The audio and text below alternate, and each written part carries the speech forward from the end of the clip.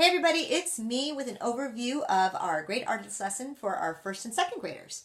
Next month, we will be continuing our series of famous artists, and we will be learning about an American artist by the name of Mary Cassatt. I'm going to go a little bit into the lesson itself and then talk about the project. When we start the lesson, we start as we always do in the beginning of the artist's life, and we start it by having a discussion about the fact that when it came to artists in this time frame of Mary Cassatt, she had very limited access to education and was not taken serious as an artist merely because she was a woman. And that kind of sets us up for the discussion that when Mary was a child, she, of course, wanted to be an artist. She was born in Pennsylvania, by the way. She wanted to be an artist, and she traveled with her family through Paris, and she got exposed to art and came back to America and wanted to pursue being an artist. And she, at the age of 17, enrolled into the Pennsylvania Academy of Fine Arts and was very dissatisfied and very discouraged because she, of course, was a woman who was not encouraged in any way to do art, not only by her professors, but also by her family. But she persevered. This is something she wanted to do, and in spite of what everybody said, she was going to pursue it. So she made her way to Europe, and of course Paris, as all good artists do, they go to Paris. She went to Europe, and she got in line with a few realist artists, some artists that you may know by the name of Monet and Degas. So she found herself friends with these guys, and of course these guys became part of a large group known as the Impressionists, and Mary was invited to be part of an exhibit with these guys. And she was one of only 2 women who got to be in the exhibit, and of course she was the only American. So she does this exhibit, she gets some fame, people start to get to know her, and we talk a little bit about kind of like the catalyst for her getting into this art exhibit was her relationship with Degas.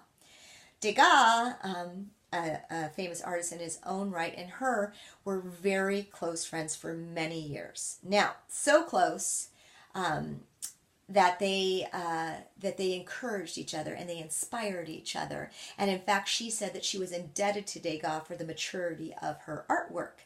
Now, they never were romantic. In fact, neither one of them ever married. But they did help each other throughout their whole art career. And Mary's art was different than Degas, but Mary's art was primarily, it dealt with women and children. And of course, her first famous artwork that she had to do with a woman and a child. And some people kind of, what do they call those? Critics. They said things like Mary was compensating because Mary didn't have any children. They said she was compensating through her art by painting or drawing these intimate relationships between these women and children. But most artists looked at her work and said that the technical skills were impeccable and that she had a great psychological insight to the subject matter itself. So she had some softness with it. But people said that she was quintessentially feminine, and they used that as an insult. She used it as power. So through the years, that's what she did through the years. Her art was always depicting women and children, and like I said, there was a lot of power for her in that.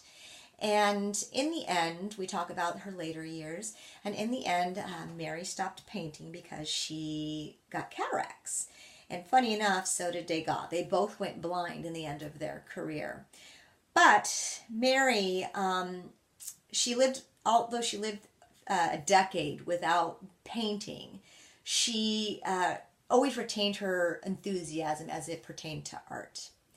And so we talk about that. That's the lesson, in essence. So after we do the lesson, we get into the project itself.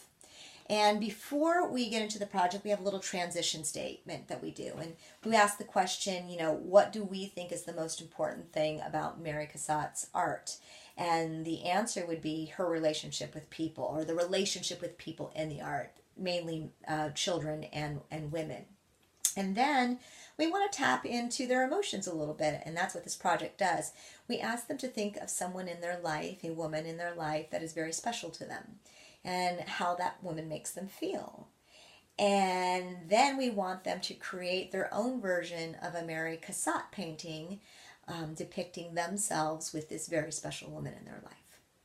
So for this art project, they're going to be using drawing pencils. They're going to have some colored drawing chalk. This is a little different, some colored drawing chalk.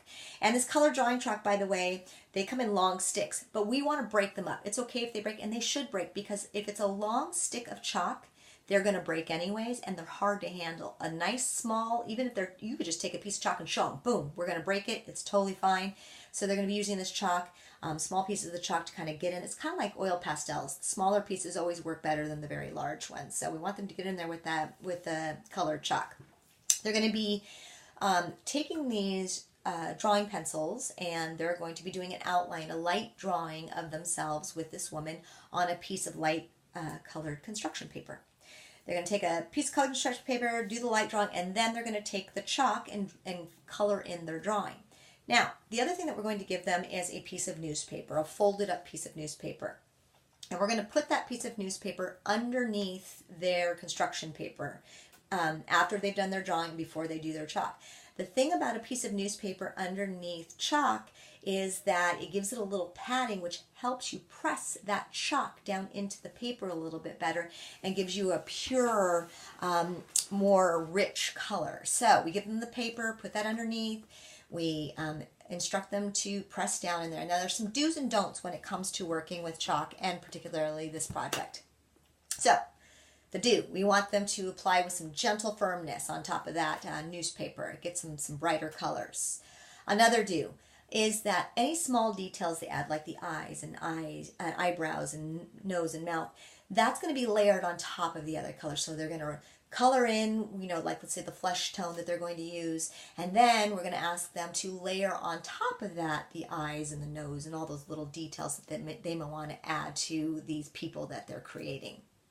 A don't. Oh, this is a big one. We have to have a very important discussion with them, saying to them, do not rub the chalk. What happens if you rub chalk? It's going to smear all over the place. Those pretty little eyes you just drew just smeared right off. So we want to make sure that they understand that not rubbing it, or there's dust that's going to be created from the chalk. We want to make sure that they know not to rub the dust away, but rather what they need to do is blow that dust away. So blowing is very important with this project. Also, we want to make sure that if they are going to add little details, maybe they can take a piece of scratch paper that they can lay their hand on top of before they add that those little details. That way they're not rubbing the chalk onto their hand or rubbing the chalk and muddling up the picture on their paper. Once they have completed, they can choose to do a background and not do a background if time permits, but really what they need to concentrate on are the people and maybe the clothes that they're wearing inside their picture. And they want it to fill up that whole entire paper. And once they're done, we want to take these pictures outside. And in the art cart, there's going to be a can of hairspray. You can use fixative. Fixative is very expensive. Hairspray works just as well. But what you're going to do is you're going to lay out all those pictures, and then you're just from 12 inches away, you're going to just spray all those pictures just to seal that chalk in. Because if we don't seal the chalk, what happens if another picture gets on top of it or paper gets on top of it, it's going to smear it, and it's going to dilute those very vibrant colors that they worked really hard for. So that is this month's Great Artist Lesson and project. Of course, if you have any questions, comments, or concerns, I am but an email or a phone call away. I hope we can get emotional with the kids and they can really come up with some pretty depictions of a very important and special woman in their life. I thank you for all of you who volunteer, and I hope to see you in the hallways. Thanks so much. Take care.